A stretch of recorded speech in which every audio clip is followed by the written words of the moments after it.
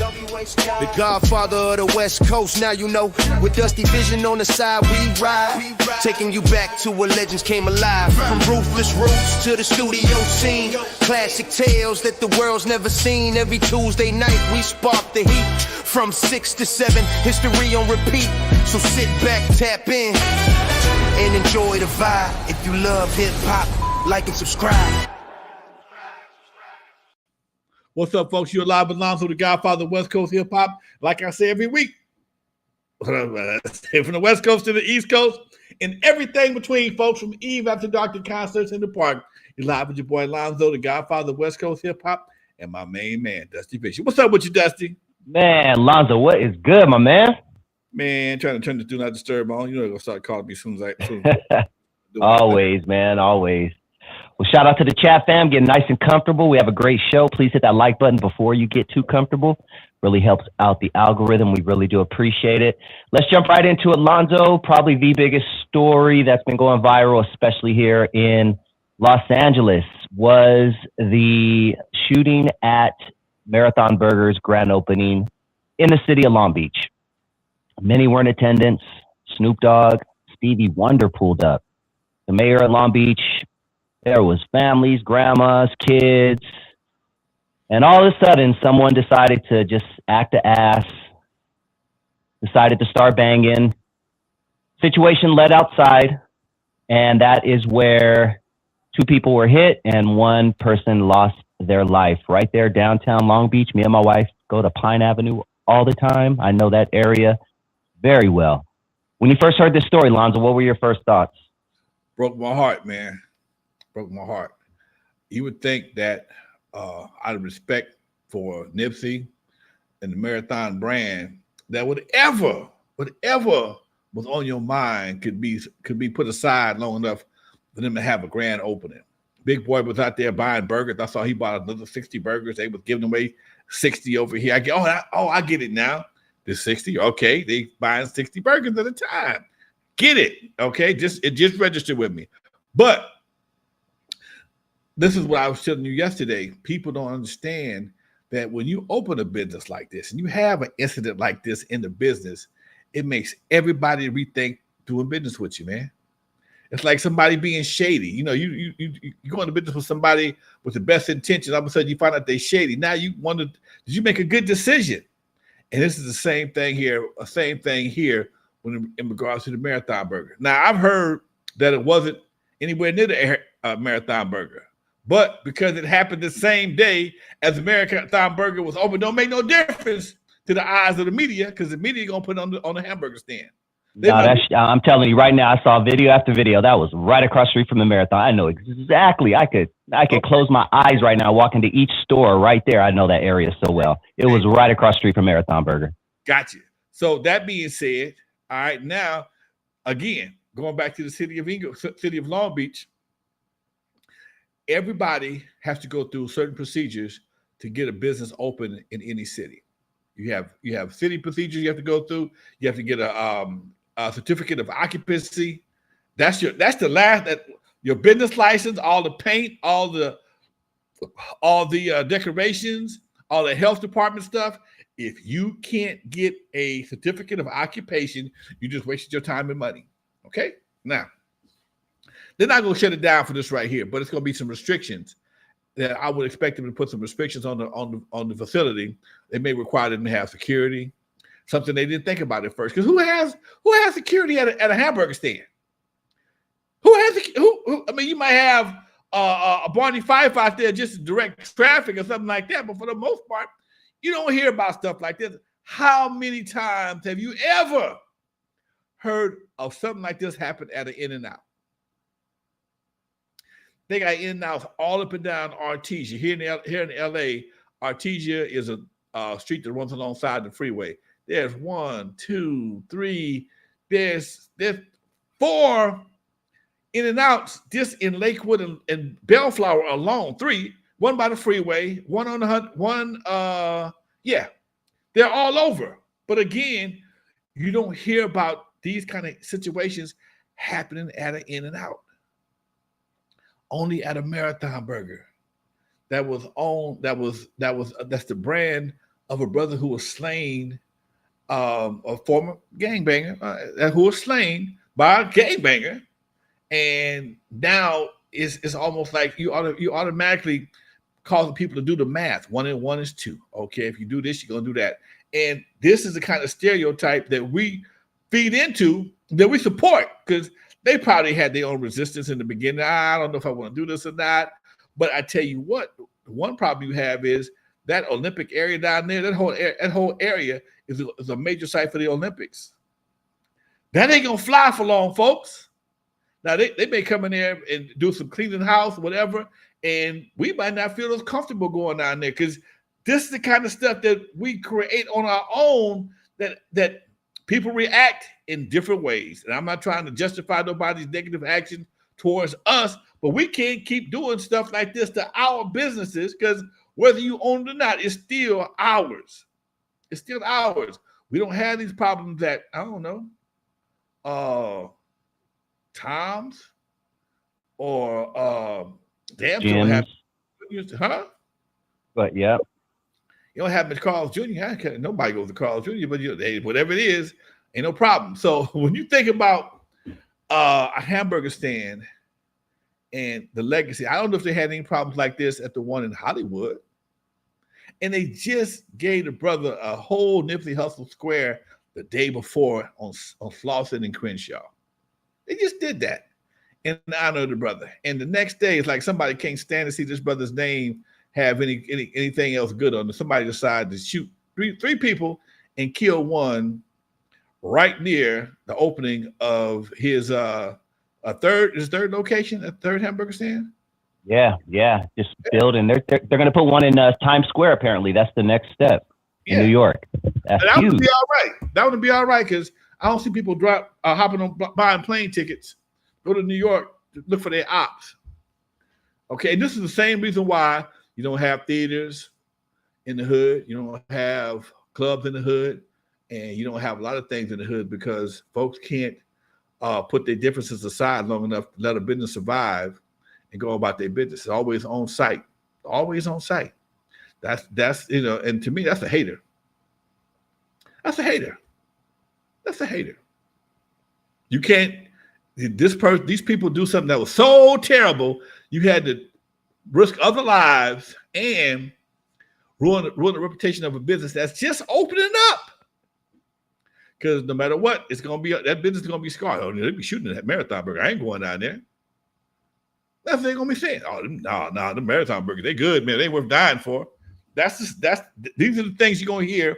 Meanwhile, you got some hidden hands in your business that might reconsider their position. They might say, you know what, this place, if this is going to happen on a regular basis, we may have to up our insurance policy. We may have to change. We was only going to charge you $5,000 a year. Now it's going to be $20,000. Ask me how I know. It happened to me. From $5,000 to $20,000, baby, like it's a cheese sandwich. 20 racks a year to insure your business. They can do it just like that. So and then if this is the first thing that happened on the grand opening, let something else happen in the next few months. They're gonna be talking about shutting it down, man. That's a prime spot, dude. Long Beach does not mess around. Born and raised in Long Beach. I'm rocking the Long Beach hat tonight. They do not mess around. You fuck up once, you're out, bro. Yeah, they don't care about your hood. They don't care. They don't care. They don't care what you represent in LA. Okay, fine. Take it to LA. We're not doing it in Long Beach. We don't have to do it. We don't have to do it in Long Beach. That was a Johnny Rockets. They had all kinds of hamburger stands out, eateries down there. They got a Laugh Factory. They got all those bubble gums. Exactly. Tourists all over. Huh? Tourists getting off the bus. Off the ships. All that. You got too much other stuff that could be affected by a Marathon Burger or some gang shit. Too much other things can be affected. And if it's going to bring this kind of traffic, we don't need it. That's the landlord to say, you know what? You can stay, but the rent going to be this high. They ain't going to kick you out, but they're going to raise your rent. They may not do it right away, but they could. And if you get enough police incidents, they'll shut you down, period. Simple as that. Keep calling the police. See what happens. Keep calling the police. When it come time to renew your license, or they have to come out there too many times, the sergeants and different officers, you know what? We've been out there to what call them incident reports. Ask me how I know about incident reports. I've been on a few of them. They get too many incident reports, cars stolen, and it ain't got to be on your property. It's got to be around during your business hours. Again, ask me how I know. You open, something happened, it's your fault. Especially if you're not an essential business. You're not a grocery store. You're not a laundromat. You're not a church. You are a place of entertainment. Entertainment is always seen as a secondary business. You're not a hardware store. You're not a grocery store. You're not something we have to have. That's why so many neighborhoods don't have them. We don't have to have bowling alleys. There's nothing to say we have to have bowling alleys. We don't have to have skating rinks. And you wonder why you don't have stuff in your hood, because even when they put you something in somebody else's hood, y'all still find a way to fuck it up. Next. Real, man. Getting off with the blast. I love this, Lonzo. All right, so let's break this down a little bit more. When I heard the footage that's going around, probably the main footage, the one thing that really like touched me, it was some dude yelling out. I was going to play it, but there's so many F words and all that. It was just too much to edit out. But he basically was saying, what the F for y'all N words doing? I got my daughter with me. And he just kept yelling that. He was within eye distance of the people who were shooting, man. I mean, this thing could have went way. Unfortunately, someone lost their life, but it could have went way left, bro. See what I'm saying? And this is somebody who has no regards for anybody, man. It's all about him. That's a hater. He don't care about the kids. He don't care about the possibly going to jail because you did it in front of witnesses. And trust me, bro, it's you on camera. You're on camera. You're on camera. You're in downtown Long Beach. You're on smile, motherfucker, smile. Because you on camera, bro. It's only a matter of time before you get caught up. It's only a matter of time. Only a matter of time before you get caught up. And the next question is, was it worth it? Risking your life and sacrificing your freedom, taking a life and ruining two others, was it worth you shooting these guys for? I don't know. But you're going to have plenty of time to figure it out. Eventually, they're going to figure out who you are, and somebody's going to tell on you, and you'll be in jail, and then you'll blame everybody else for you being in jail. But you did that. And like I said before, that's a hater move, dude. I'm sorry. Yeah. My friend came on my show last night to discuss his thoughts on this, and he said something very interesting, and I would love your opinion, especially because you were around then as an adult. But he's around my age, right around my age, actually. He said when the Magic Johnson Theater opened, anyone who knows where the Magic Johnson Theater is, they know what's up. But he said when that opened, that a lot of OGs in the area got together, and he was privy to this because he was part of it, told the youngsters, don't be causing no problems. This is a good thing. And for the most part, people listened. Of course, there were going to be situations, and there were situations. It's going to happen. But he said for the most part, people listened to the OGs. And even when he went, he said he would leave his rag in the car. He would cover up his gang tattoos when he walked into Magic Johnson Theater because it was out of respect for the OGs. Fast forward to 2026. What has changed in your opinion, Lonzo? OGs a lot of OGs either stepped away completely and don't have time for these young cats. They don't have the same they don't value respect the same way as older guys did, the generation before. They just as soon tell an OG, F you. Now, this guy been out the game. He's been well respected, did whatever he had to do to earn a reputation, but he got another life now. He got another life. A lot of them have found Christ. A lot of them have moved on, and rather than go to jail or risk his freedom, and a lot of these guys got 2 strikes. A lot of these guys is walking on banana peels next to a graveyard, okay, to an open grave. So they like, man, I'm out. I can't regulate this no more because one, y'all don't respect nothing. I hate that to put hands on you and get caught up and end up doing 25 to life. So they back up. They in checkmate, Doc. They checkmate. They checkmated on the law. They can't do nothing. In some cases, not all. And a lot of cats, still, some guys, man, that they still with the business. They don't have a off switch. You didn't put no work in for. They support it. A lot of guys support that. Give a damn about no Nipsey Hussle. This is so and so and so and so. Blah blah blah blah blah. It is what it is, Doc. You were in the club business for decades. We've talked about some of the situations that you were in, especially when it came to violence that happened in or around your club. So I want to kind of talk about some of that tonight. Can you talk about, how easy it is? I guess we'll start with this. How easy it is for someone to lose their license, lose everything over some bullshit that happened on their property? And give us an example of when you almost lost your shit. Somebody got shot at my club, man. No, the guy who shot him never came in the club. The guy who got shot was in the club.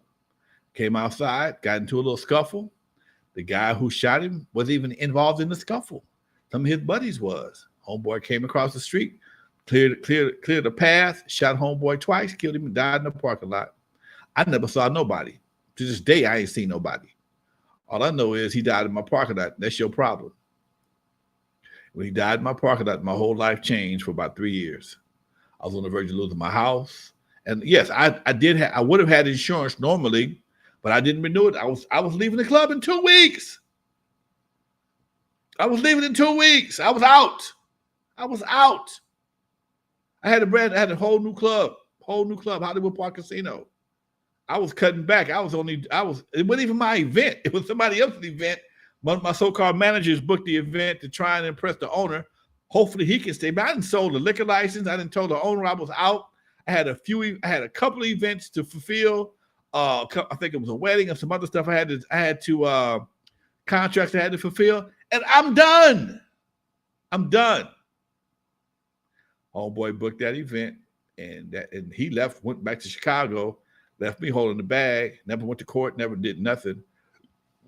And cost me damn near $1 million that I did not have.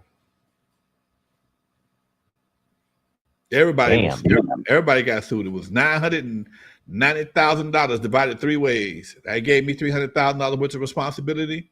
The brother the guy who did the shooting, he got $300,000, and the brother who caused the fight to let his brother's death, he got $300,000.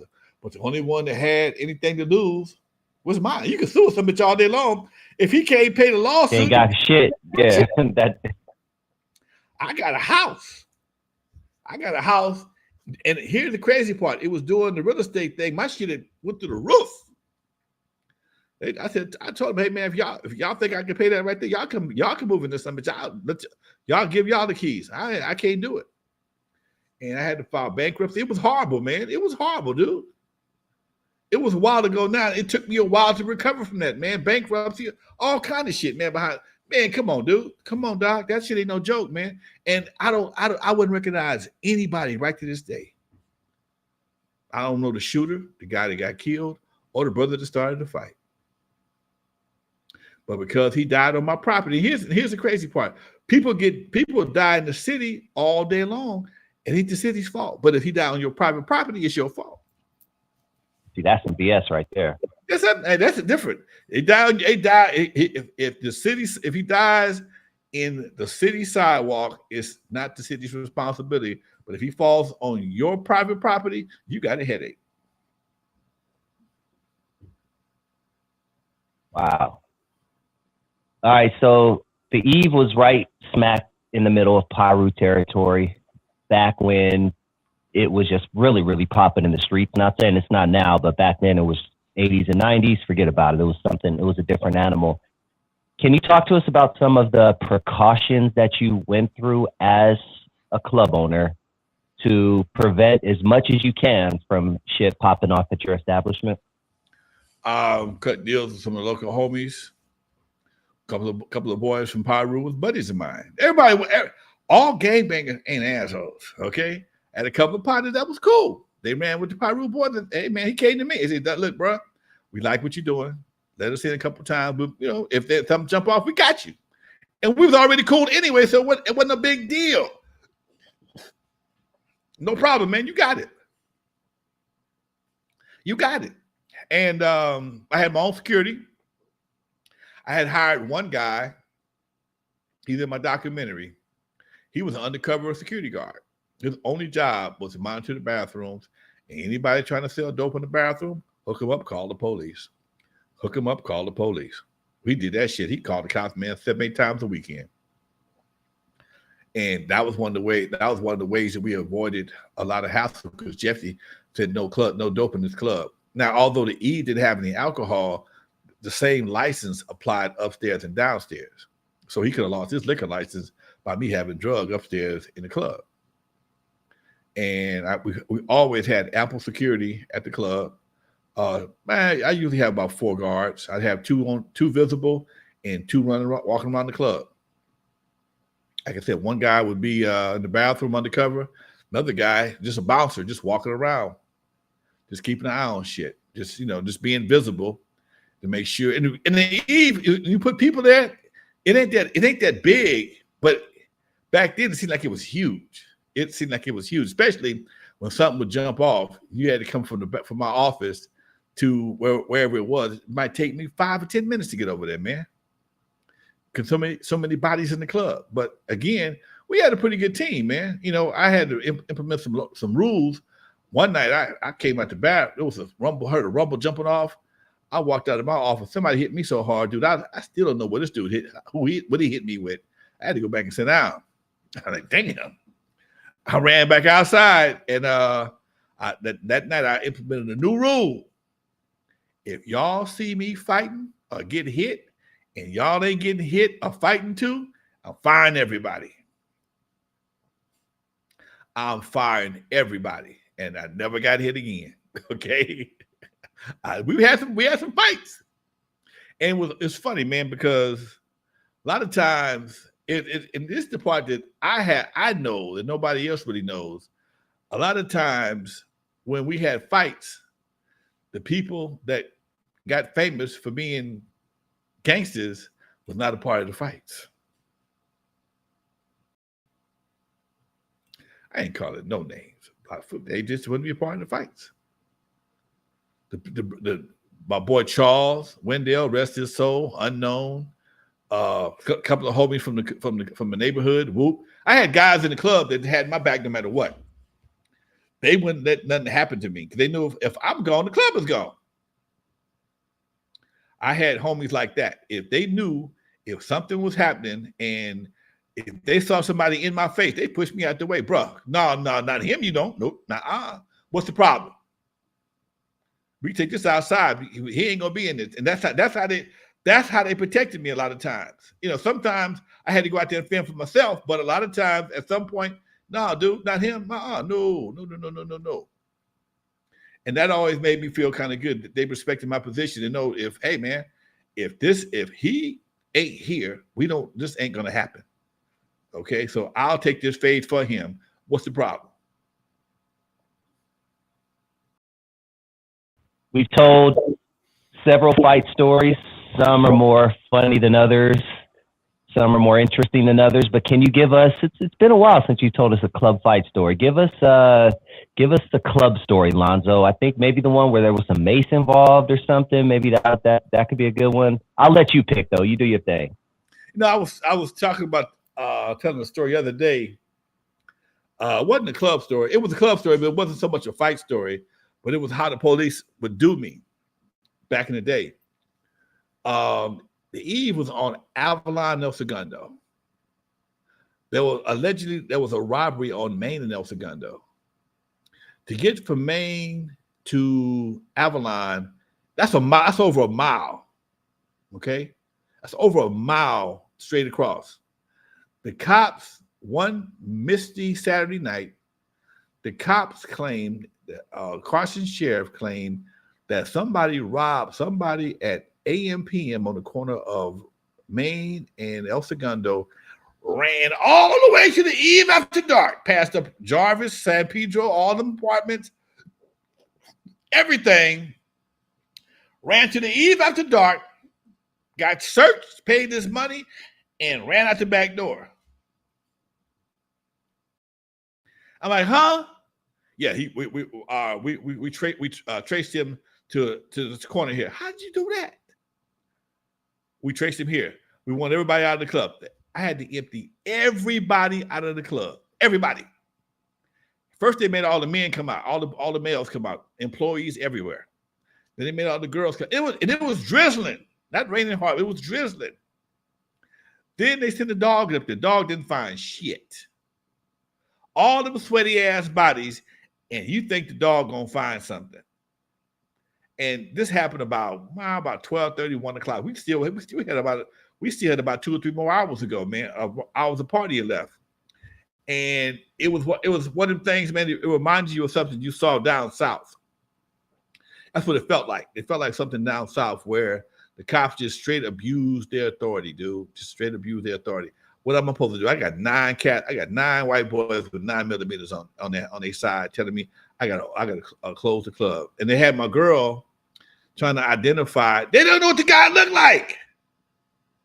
They didn't know what he looked like. All this somebody told the police he robbed and he ran east. And the only thing they can come up with eve after dark. Man, y'all full of shit. Pissed me off to the highest level of pissivity. But that's the kind of shit that happened at the eve from time to time, man. And by that time, I was kind of burnt, huh? Oh no, go ahead. I was kind of burnt. I was ready to get out of there then because now y'all just being disrespectful for no reason. Y'all don't blame us on every. That's what I'm saying. This guy, something happened a mile away, but you still blamed us for it. You put me in the mix. I ain't got nothing to do with that. You couldn't tell me ain't nowhere in the world somebody ran from El Segundo and Main Street to Avalon and wasn't sweating like a racehorse in the Kentucky Derby. And then he had the wherewithal to slow down, get himself together, get searched, because everybody got searched even after dark. Only person that gets searched was me and the guys that worked there. Everybody got searched. Pay his money just to run out the back door? Come on, man. That don't make sense. That don't make sense. But that's what we had to deal with. But going back to the Mace thing, man. I would tell you about an unknown shooting a guy. If you did, it's been a minute. Tell us. I had a security guard. His name was Eric. Eric was about 5'4", but he was one of them cats. He loved being a security guard. That was his thing. He thought the security guard was made him a good 6'5", whatever. He thought. I'm picturing Mike Epps in Friday. He was Mike Epps on security of the world, Craig. Security of the world. But he went to the security guard shop, bought all the latest toys. He got the baton to flip out. He got a brand new bulletproof vest. He got all the latest sprays, the pepper spray, and all this other shit. And Unknown he's carried 25. We all carried guns back then. And Unknown got to talking shit. This is my new Teflon bulletproof vest, blah, blah, blah, blah, blah. And I said, I put a hole in that motherfucker. And they got to talking shit. And these two fools squared off in the club. And Unknown shot this dude in the chest with the bulletproof vest on. He shot him.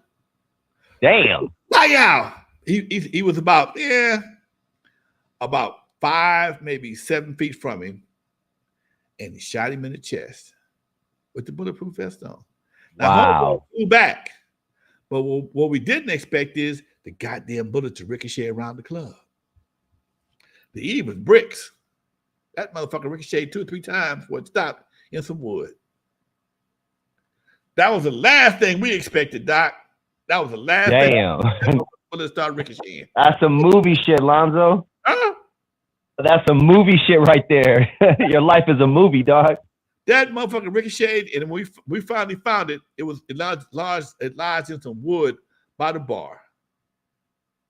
And one of Jeffy's sons was there. That nigga couldn't wait. He was part of the whole thing, but he couldn't wait to tell on my ass Monday morning. God damn. He couldn't wait to drop a dime on my ass, boy. He told on me big time. Lonzo's friend, his boy, shot a guy in the club, and bullets ricocheted. Oh, dude, I got chewed the fuck out. Oh, I had to hear it that day.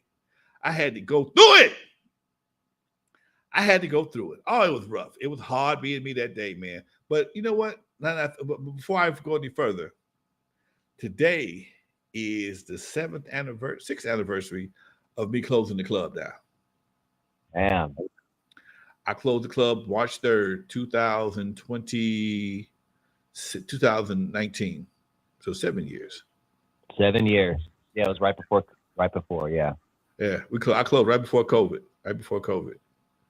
Yeah, COVID was just coming about, and I closed the club down. And here come COVID. I was like, damn, I just dodged a bullet. Man, big time. I just dodged a bullet. But yeah, Doc, this was today's anniversary. But going back to the story, yeah, it was a mess, man. But yeah, it's the same dude. Eric was the same dude that when something happened, anytime a situation happened, he had to break out one of his new toys. And we had a fight in the club, and boy, that Negro sprayed what you call that shit? Bear mace or some shit. Bear mace, like it was Glade air freshener, and somebody just farted in the club. He sprayed that shit like it was Glade air freshener. That shit, man, that shit is like Kool-Aid and water. It expands in air. That shit took the air out the room, dude. That shit took everybody was gagging. I'm in the office. I'm like, what the fuck is that? And this fool was still spraying. I smelled it. He was still spraying. I came out the office. He's still spraying, man. What the fuck are you doing? People got their faces pressed against on the back of the windows of Eve. There's wrought iron gates, wrought iron window over the windows. People got their faces pressed against that shit, man, trying to get some fresh air. People jumping out the window because you can't breathe. You can't breathe. I ran back in the office and stuck a tablecloth under the door. That shit, get out of here with that bullshit. That shit kicked that tablecloth to the curb. I'm in there crying, and one girl, I thought she died. She just got Negro, we finna go to the penitentiary. And she had a epileptic fit. And we got her outside, but people was diving out the windows. It was horrible, dude. It was horrible. And that shit was still in the club a day later. When I came back up to the club Sunday morning, that shit was still in the club. We still in the club blinking like a motherfucker. No bullshit. What happened to Eric? That's the main question. And I had to let his ass go. Dude, you're going to kill us all with your toy shit. He was worse than James Bond with his shit. I get Eric. Yep, I had some of the craziest guards. I had one guard. He was a jacker. Monday through Friday, he would rob dope dealers. But guess who came to the dope club on Saturday night? Dope dealers. And his name was David. David was one of the military FOI type cats. He didn't give a damn about no dope dealers. Dave, he kept his regular gun, but he also kept a 9mm in his gym bag. And he came to the office one day. Lonzo, my brother, I have to leave. I can't come back. What's wrong, Dave? Man, I gotta go. Dave, what happened? I had another guard. You all right, bro? And I talked to Dave later on. I saw him later on. He says, man, I saw people that I had robbed. I guess they didn't know they didn't know it was him. He knew them. They didn't know him. Okay. I saw guys that I had robbed, and I didn't know if they knew me or not. I couldn't take that chance. I don't want to bring that heat to your club. I appreciate it, Doc. Cool dude. But straight terror, Monday through Friday. That nigga was a terror. Damn, so many club stories. Let's reset real quick, Lonzo. We're about halfway through the show. Remind everybody to hit that like button if you have not already. Please hit it. Really helps out the algorithm. And if this is your first time joining the channel and you enjoy what you hear, you want some of that real West Coast hip hop, some grown-ass men enlightenment, you are tuned into NWA Stories with Alonzo. Make sure you guys hit that subscribe button if this is your first time joining us. Tonight at 7, after the show, right here, actually on my channel, after this show, we are going to be discussing someone who I feel doesn't get the proper recognition for what they've done in hip-hop. We're going to be discussing someone who was there from the very start. Without him, we wouldn't know hip hop as it is today, at least when it comes to the West Coast. We're going to be discussing the OG pioneer in this game.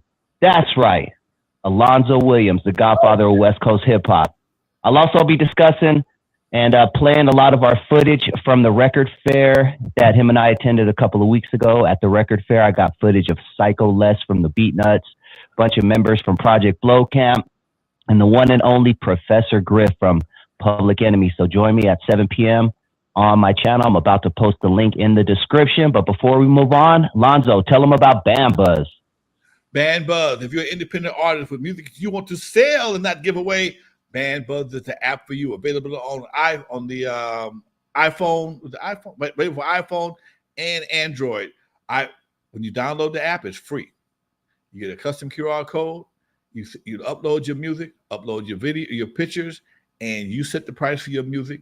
Band Buzz does take a small cut, but if you have music that is worthy of purchase and not just to be streamed, you need Band Buzz. If you're gigging and you want to make more money on the road, you need Band Buzz. If you want to host meet and greets remotely with your fans, you need Band Buzz.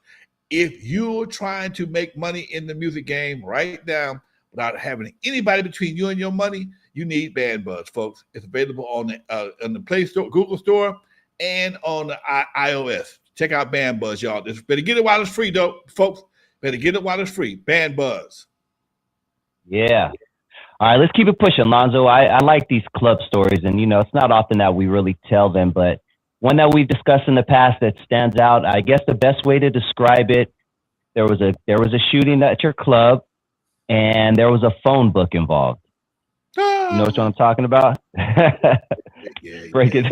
Tell us that story, man. It was funny, man. I talked to the brother who was handcuffed to my ass the same night. One of my DJ partners ran into my doorman, JC, we both was handcuffed that night in the parking lot after the cops found my gun. Man, clubs have always been one of my second career. And I've always been a hands-on type of manager. I don't just, sit in the office and collect money.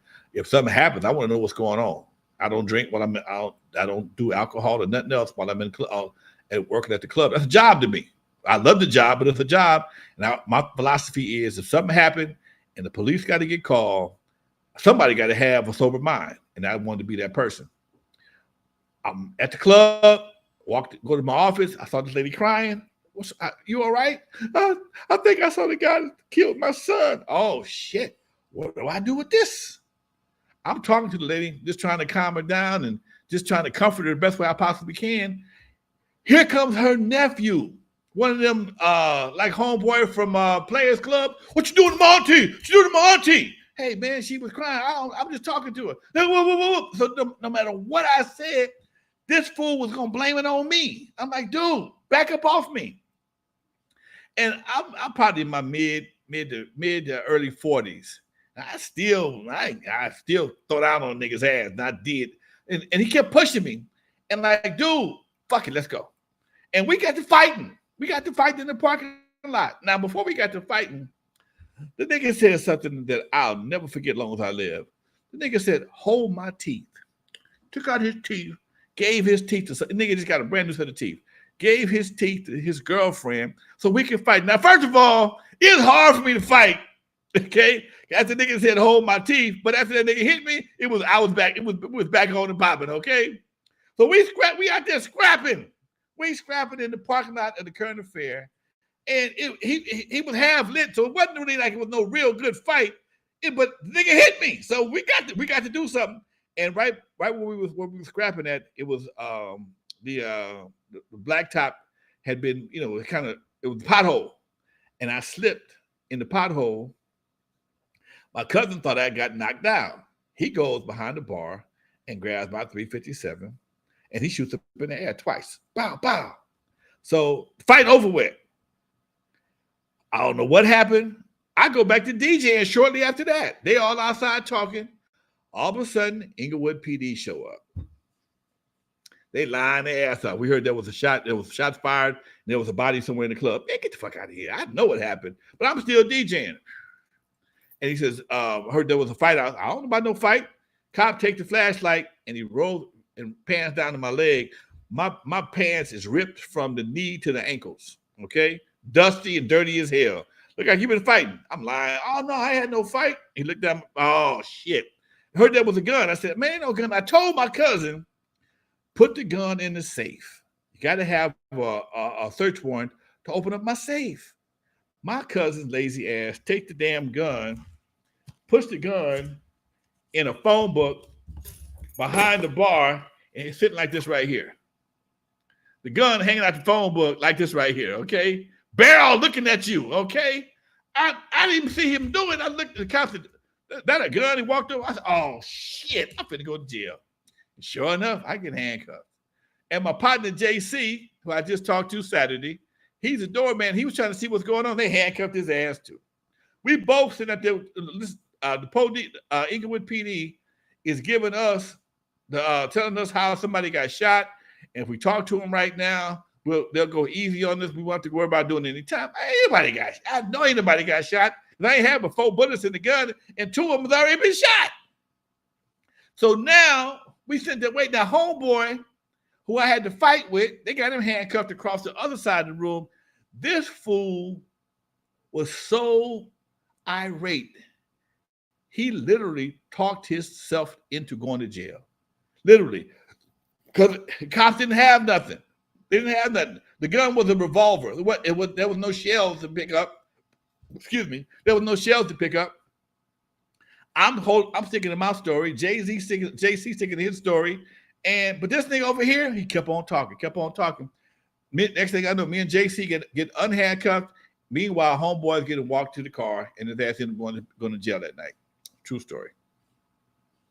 We never did find out if that was that woman's, the guy who shot her son or not. But she ended up leaving too. The party, by that time, the party it didn't fell apart now. It didn't fell apart. So yeah, shit, real shit. Even up to that's current affair. I would love to. I would love for you to talk to us about a story that still gets talked to about this day. It happened in Long Beach, 1984. What do you remember about when Run DMC came to Long Beach and the concert got turned out by the Crips at the Long Beach Convention Center? I was glad I didn't go that night. I was glad I did not go. I got phone calls that night. Man, they turned the party out, nigga. I said, it was that good? No, nigga, they turned it out. The 60s was throwing niggas off the balcony. What? They said they was throwing cats off the balcony. Girls was getting beat up. Guys getting beat up. And it was I think it was a Swatch Fest, a Swatch something. Swatch, that's what Swatch watches was the shit. Y'all got to be old to know about Swatch watches. Okay, I don't even think they make Swatch. Yeah. But Swatch was the sponsor of this particular concert. I think it was Run DMC, Houdini, some more. I can't think of all the lineup, but I don't think it was no West Coast acts on the line.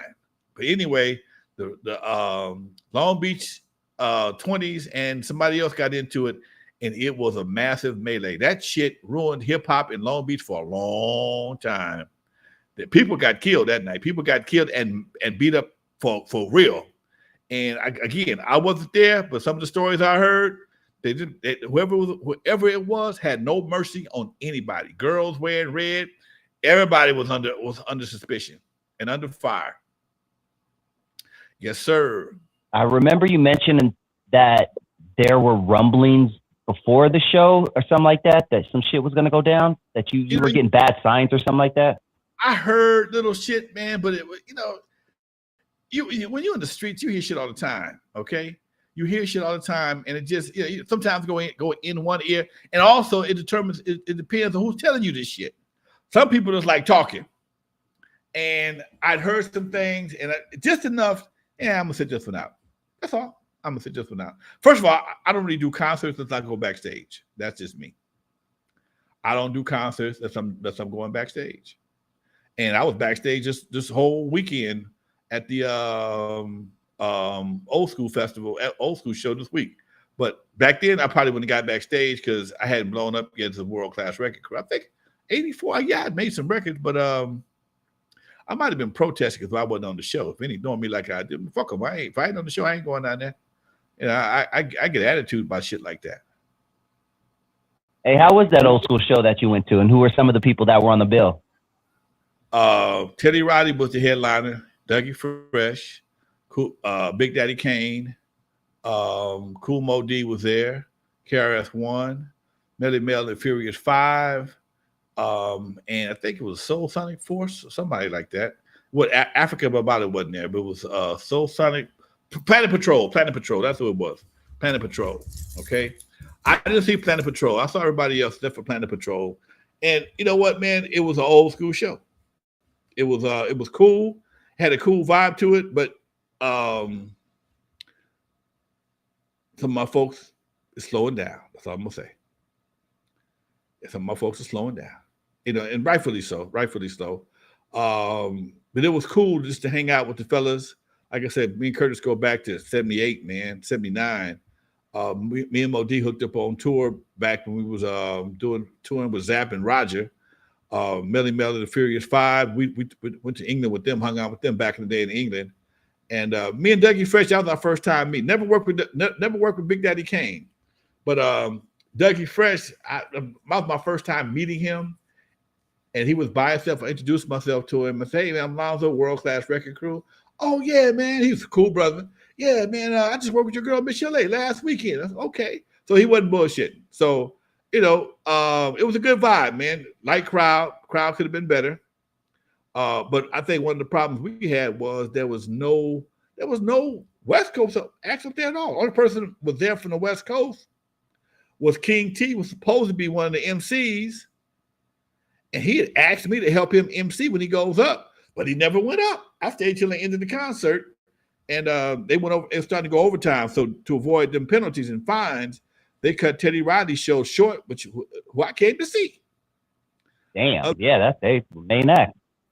That's the main act. And he said he had just joined the show 2 days ago. So I don't even know if he had anything planned, but it was an all right show. It was all right. Yeah. Okay. What was your favorite tour, Lonzo?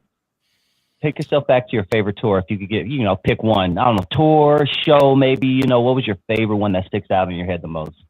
One of my favorite shows was in DC. We opened up for EU. That's the one I did the drop the pants thing for the first time. And the energy from that motherfucker, man, that was like crack for me because I'm still trying to get that energy back again. The energy from that time I dropped my pants and all the women went crazy. If I'd have stayed there, I'd have had about 40 babies that night. I'd have babies like I'd had babies up their ass in DC. But yeah, that was one of my favorite shows. And we've done some. England was a gas too, man. We played England, and we played Wembley Stadium with Sir Mix-a-Lot. Africa Bambaataa, we felt like the Beatles, dude. It felt like we were the Beatles, man, because they treated us like kings over there. It was amazing. It was amazing how they treated us, Doc. Everywhere we went, we had a crowd, and we had about 20,000 people at Wembley Stadium. It was great. Yeah, damn, that sounds crazy. Hey, going back to your club days, Lonzo, and the cops, was there one cop who effed with you more than others? Hell yeah. Joe Samples, that was his name. Joe Samples. Joseph Samples, most evil. This motherfucker fell out. He must have came from down south. He did not like blacks and Mexicans. My neighborhood where I grew up at, where I lived, everybody sold dope except for me. And he knew that. And they told him he don't sell dope. But because I owned the club, he assumed that I was the plug. I drove a clean ass 240Z. Later on, I had a RX-7. And I still was clean every day. I had my own house on the corner, and I was a little bit older than most of the guys in the neighborhood. He just figured that I was up to no good. He just couldn't bust my ass. And he would fuck with me for no reason. He I mean, he just followed me around. If I saw him, if he saw me, he busted a U. If he saw me, he's busting a U. And it got to the point I started tricking his ass. I stopped driving my RX-7 so much, started driving my van. I had a burgundy van also. So I jump out of my car and jump in my van. He didn't recognize the van at first. Then he peeped me in the van one day, and he started chasing me, tried fucking with me in the van. And he would come on my street, man, and rob the dope dealers. He'd rob them. And then he would park his car, turn the radio off, turn the lights off, and go up I ain't gonna say, well, he had a girlfriend on my block, put it that way. A Latino girl, Big Rosie. Rosie must have been 300 pounds. He loved Big Rosie. And yeah, she was the big one. But he was into that. Yeah. And it was some negative talk about his ass going through the hood because he had jacked so many guys and beat a few guys. They had plans for his ass. He didn't, and I'm glad I left the Eve before something happened. He disappeared one day. He never came back. He was the one that got the Eve shut down. He was the one behind the Eve getting shut. Up until he and I had our confrontation, the Eve would be open to 4, 5, sometimes 6 o'clock in the morning. And he realized every time he saw me, it was like 1:30, 2 o'clock. He can figure out, why are you still open and everybody else is gone? And that's when they realized that the ordinance for nightclubs said no jukebox, no live entertainment past 2 o'clock. And this motherfucker looking at me at 3:30, 3. And he put 2 and 2 together and went down to the county board of supervisors and had them add DJ to the ordinance. And he brought that motherfucker to the club and shut me down at 1:45. Like it wasn't shit. And the Eve closed at 1:45, it wasn't the same no more. And we just moved around the corner to do those. We hear about, obviously, we hear about Uncle Jam's Army in the sense of club promoters. Were there other lesser known club promoters that we really don't know anything about, but they were still doing their thing, may not be on as big a level as you and Uncle Jam's Army, but they were still doing their thing on the street? The biggest one, the one that started it all, was John Carter, JC2. John Carter would do the Proud Bird once a month, or twice a month, whatever it was. And his he would bring in live entertainment to the Proud Bird. And back then, DJs was only getting 15 minutes in between the band taking a break. And the band that he had playing for him back then was called Ohio Lakeside Express, later became Lakeside. Then behind John Carter came my partners. I see these guys all the time. We still hang out. And that was LSD, Larry, Steve, and Daryl. Larry Grisby, Steve Bradford, former Senator Steve Bradford, and Daryl Sweeney. They had a group called LSD. Them boys was killing it for years. They was top dogs. They had an older brother that would get them into all the big hotels, the Hilton downtown, Biltmore, all the big hotels. And they had a hell of a following. I DJed for them a few times. I did a lot of their promo stuff and after parties and things like that. But at the same time, you had Z cars that was coming up right behind them. Z cars when they were still Datsuns then. When Datsuns came out, they were the hottest car around. All these guys had Z's, and they had a company called Z Car Productions. And the girls loved them Z's. Them guys had Jerry curls, and they was blowing up. And then come Uncle Jam's Army and myself. We was all around the same time, but everybody had a head start. Me and Roger were like the last two, and we were the last two, well, the last ones of that era that stayed into the 80s and 90s. Everybody else left in the 80s. You kind of answered my question a little bit, but did you guys share talent or barter in any way between promotion companies, or was it you do you over there, I'm gonna do me over here? I was always cool with everybody. I'd go back and forth. I would do corporate espionage with LSD because they was big dog. And I still had to Eve After Dark. So I would go take Larry, buy him a barbecue sandwich. He'd tell me how many posters they had, how many flyers they had, and I go double them. And just to offset, because that was the power of the poster back then. The posters was the main source of advertising. So if somebody bought 100, because Larry, they would get lazy. They'd get lazy. We only got 100. We only go do so and so. I'd go buy 300 just to make sure I outhung them, and to make sure I had my situation. And I was every week, so I was already in good position. And even when they gave a party, I had their after party. And that made me envied for years, because no matter what they did, they had to be out there, like sometimes convention center or sports event, that's over at 12 o'clock. That's over at 12 o'clock. It started at 8. At 11:30, you got to be out. They start throwing you out there summer gun. So I got my boys in the parking lot with the Eve After Dark flyers. Come on by the Eve. If those who could come by, they did. Same thing if Larry them did the Queen Mary or something else.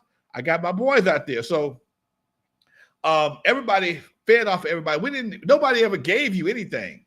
We would sometimes, depending on who it was, we might let them promote if we was cool, I'd let my guys promote their party, let my guys mention it, because sometimes I'd want people to go other places so they wouldn't get burnt out on the Eve. That's the only down part about being there every week. People will get burnt out on you. So I encourage my folks to go other places, to come on back for the after party. And most of the guys, they would do the same thing except for Roger. He'd come by the club and promote, and then I go to promote at the Uncle Jam's Army shit. Oh, no, we can't do it right now. We can't do it right now. Man, fuck you. I cut his ass off. We have about 3 more minutes left. Do you know anything about the history behind the neon pink and the bright yellow flyers that we see on freeway off-ramps to this day? You guys used them back? The posters, yeah, the big posters. Called Dayglow. I know that's like an LA thing, right? That's an LA thing. They're called Dayglow. Okay. Dayglow posters, they don't glow in the dark, they glow in the daytime.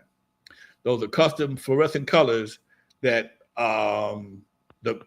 we had our own colors. We had 2 colors. We had a fuchsia and we had a purple. Nobody else could get those colors but us. And they were more expensive, but they were part of the branding for Eve After Dark. And I think I might have some pictures about. I wish I still had some of the posters. But yeah, those catch your eyes a lot faster. Yellow posters with red ink is probably your most eye-catching. White posters with red ink is the second one. But Dayglow, oh my God, you see them just damn near around the corner. Yep, to this day. Yeah, you see them. You can see them from a long distance. If nothing else, it will catch your eye to make you want to see what it is. Okay, you probably can't read it, but you want to pull up on it and see what's happening. Now, a regular poster with red ink and white back with a red ink, or red ink on yellow, you can read that for a while too. But anybody can have them, so they kind of lost their impact. All right, let's go on and wrap it up. Any last words, Lonzo? What you got coming up, man?